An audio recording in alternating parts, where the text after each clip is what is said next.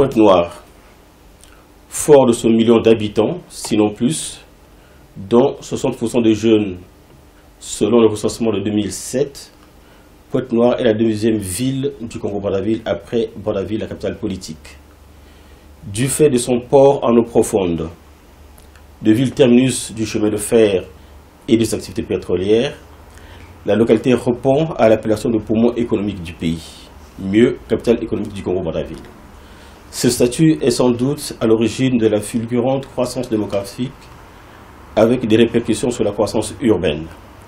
Ville située au sud-est du pays, sur la façade maritime, Pointe-Noire ou Punta Negra en langue portugaise, doit sa découverte grâce aux navigateurs portugais venus en terre africaine au XIVe siècle, et son existence physique grâce au port et au chemin de fer.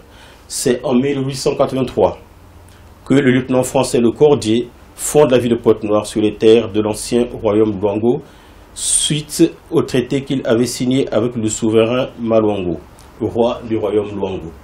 Le titre, c'est bien Ville en Afrique entre urbanité et ruralité.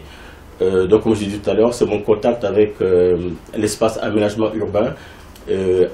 Quand j'ai vu la comparaison entre ce qui se passe chez nous, en Afrique en général et au Congo-Brazzaville en particulier, et le regard que j'ai eu d'ici, je me suis interrogé. Puis je me suis dit, mais qu'est-ce qui fait que bien des années après indépendance, nos villes n'ont pas connu vraiment de grands changements. Je veux dire, le mot même grand est trop fort. Je veux dire, même pas de changement en fait. Il n'y a rien qui vous impressionne en fait. Les bâtiments sont restés les mêmes, alors que l'histoire a changé. Nous sommes quand même passés de l'époque coloniale à l'époque de l'indépendance. Nous sommes aujourd'hui un pays indépendant. Mais ce changement, on ne le sent pas dans l'espace urbain. La passion des mots date d'un peu plus longtemps. Je me rappelle, j'étais au collège. Je commençais déjà à écrire des poèmes que je n'ai pas encore publiés. Et comme ça, je l'écrivais, puis je les gardais, je les mettais de côté. Je parlais plus de mon petit village, de mon petit coin qu'on appelle le Mayombe, parce que je suis Yombé d'origine, dans la région du Kwilu. J'ai passé un bon moment là-bas. Et donc, je parlais plus du Mayombe en tant que mère qui pleure ses enfants qui l'ont quitté. Je lis un peu le tout. Et parce que je me dis, la culture, elle doit se croiser. Donc, j'ai pas une lecture focalisée. Mais franchement, je lis un peu de tout pour construire ma mémoire collective. Les bâtisseurs d'hier ont marqué l'histoire parce que quand vous arrivez à Pointe-Noire, pour ne parler que de ce cas, et vous allez m'excuser, je vais beaucoup insister sur ce cas, c'est très atypique comme d'arriver au Congo-Brazzaville, mais Pointe-Noire, c'est l'expression même de la division de la ville en deux, de la dualité urbaine. Et ce qui fait que c'est cette problématique-là surtout qui m'a beaucoup intéressé.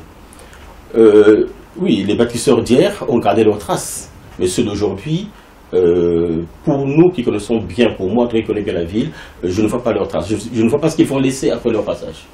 Je ne vois pas. Le Congo n'a pas encore fini avec son histoire. Le Congo traîne pendant longtemps cette période coloniale et on se pose bien la question à quoi donc a servi les indépendances s'il faut continuer à gérer les choses là dans l'amateurisme. À l'époque coloniale encore, on pouvait parler dans le cas de nos villes des plans urbains. On parlait de plans urbains et aujourd'hui c'est le cafouillage total. Mais écoutez, les villes du futur, c'est des villes qui doivent d'abord être prises en charge par ceux qui ont en charge leur gestion. Et pour une bonne prise en charge, il faut une vision. Parce qu'on ne peut pas marcher, on ne peut pas évoluer sans une vision. Il faut qu'on se projette, il faut se donner un idéal. Qu'est-ce que nous voulons atteindre comme idéal? Quelle ville nous voulons atteindre? Jusqu'à aujourd'hui, l'expérience montre que nos villes évoluent. Et je dirais comme Marcel Poète qui compare la ville à un être humain, je dirais que c'est des villes sans âme. Voilà. Donc la vision de la ville de demain, c'est la prise en charge par l'autorité locale.